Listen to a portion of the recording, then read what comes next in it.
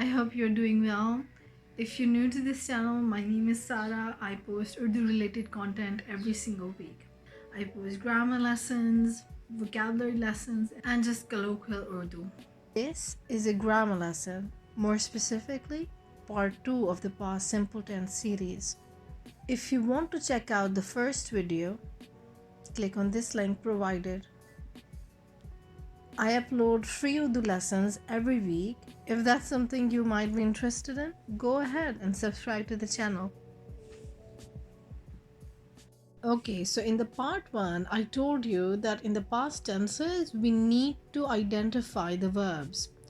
We need to identify if it's a transitive verb, it's an intransitive verb. It's quite important because we need to attach ne with the subject.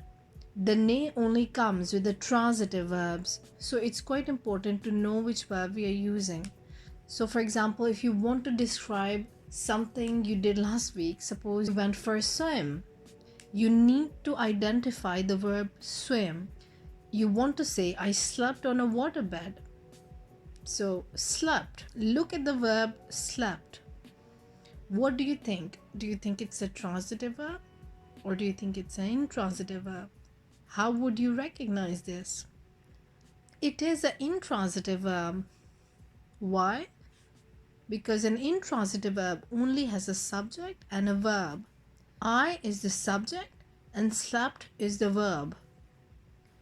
Now you might be thinking that we are following it with on the waterbed. What about that?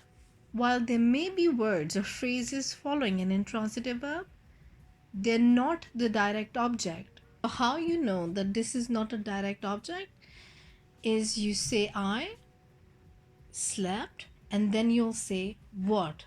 I slept what. There's no answer to this question. So this means that slept is an intransitive verb. A question you can ask for intransitive verb is how. I slept how. How is usually used for intransitive and what is usually used for transitive verbs. Take another example. I went. I went to a mall, suppose.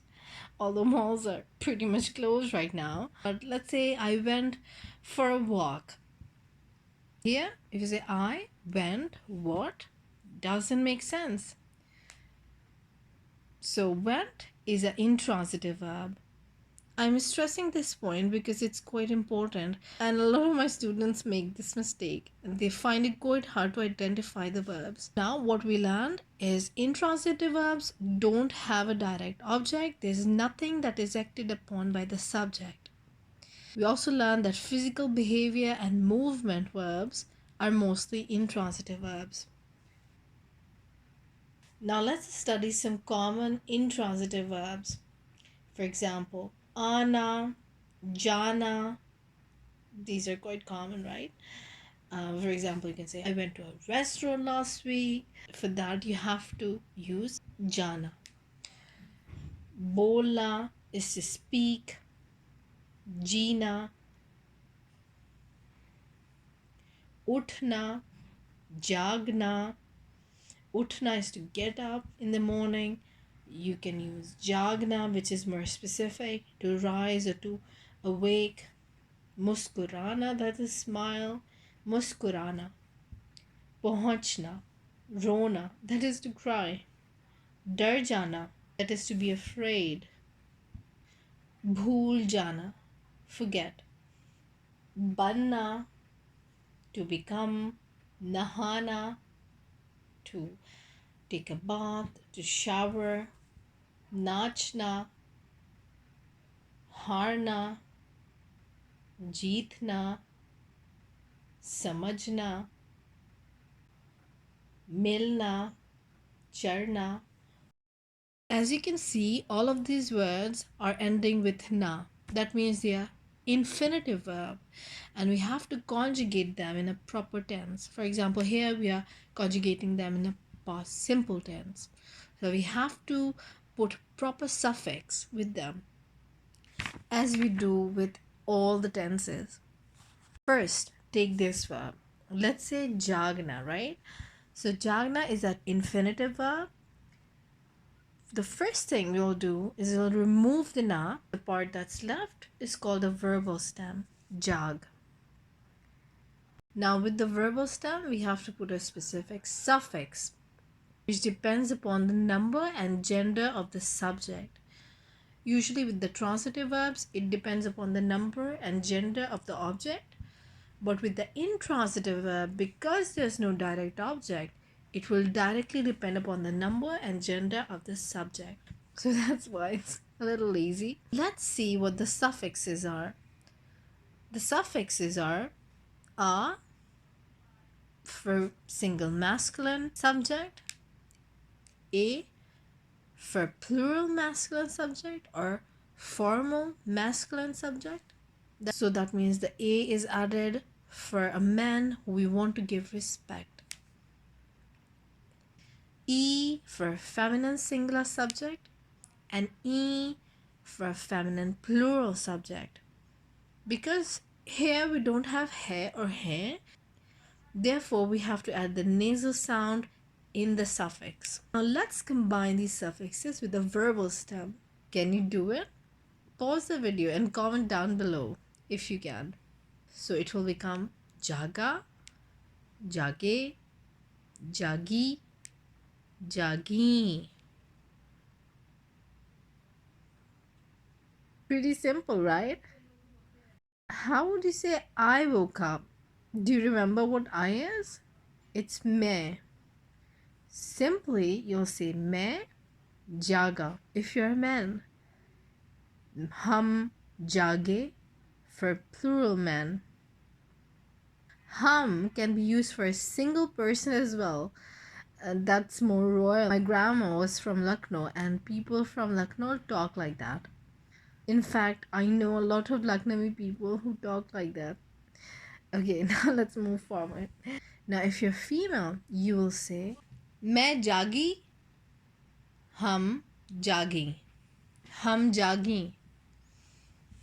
A nasal sound is a little hard to produce, but you'll get there eventually. It's very subtle, quite easy because there's no ne attached to the subject. Therefore, it doesn't cut off the connection between the subject and the verb. So the verb is directly depending on the subject. Now let's add more detail to these sentences. For example, मैं सुबह 6 बजे जागी. मैं सुबह 6 बजे जागी. मैं पीर को सुबह 6 बजे जागी. Right? पीर को means on Monday. 6 बजे 6 o'clock. जागी. I don't wake up this early, so I would say मैं 9 बजे जागती हूँ. Let's take a verb, nahana. Nahana, right? Nahana is to take a shower, to bath. Now, if you remove the na, the verbal stem is naha. The verbal stem is ending with a vowel.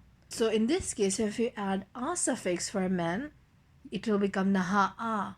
That would sound a little weird. So what we do when the verbal stem is ending with a vowel, for masculine singular subject, we add ya. He would say nahaya, nahaya. मैं नहाया. मैं सुबह सुबह नहाया. Subah subah means early morning. This rule also applies on the transitive verbs. Now let's see this verb, which is quite important. Even some of my intermediate and advanced students get it wrong, which is jana. It means to go. The verbal stem is usually ja in the present continuous, present simple, future tense, but with the past tenses, it becomes ga. Instead of saying jaya, which is the normal thing to say, you'll say gaya. मैं गया. मैं गया. मैं mall गया. मैं पिछले हफ्ते mall गया. हम सब दोस्त मिलकर पिछले हफ्ते मॉल गए. If you're female, You'll say, मैं एयरपोर्ट देर से गई.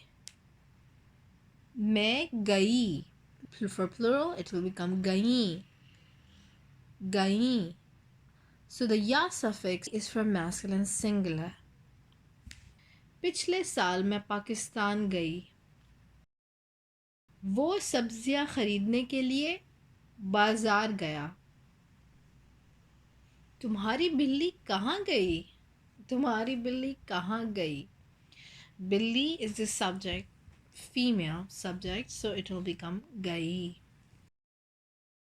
Now, previously in the part 1, I told you that karna in Urdu is quite important. Karna means to do. It attaches with many nouns and adjectives to make a verb. Now, in this case, hona is quite important. Hona means to happen or to be. Hona, just like karna, is a verbalizer that is attached with adjectives and nouns to make verbs in Urdu. Mostly emotions and feelings like khush hona, udas hona, ghamgeen hona, parishan hona, jazbati hona. These are all important verbs. Now, can you conjugate these verbs in a past tense? How would you say, I was worried last week? मैं परेशान हुई. मैं परेशान हुई. मैं पिछले हफ्ते बहुत परेशान हुई. मैं पिछले हफ्ते बहुत परेशान हुई. If you're female. If you're man, you'll say, पिछले हफ्ते मैं बहुत परेशान हुआ. तुम्हारी वजह से मैं बहुत परेशान हुआ.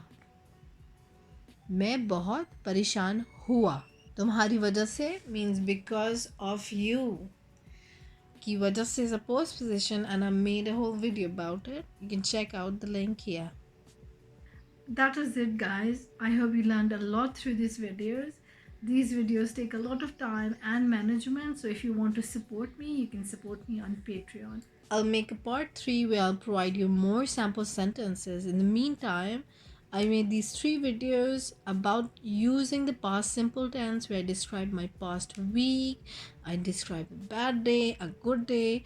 I use many transitive and intransitive verbs. You can check them out if you want to. If you want to have a private one-on-one lesson with me, check out my websites right here. I'm gonna see you later. Have a good day and goodbye.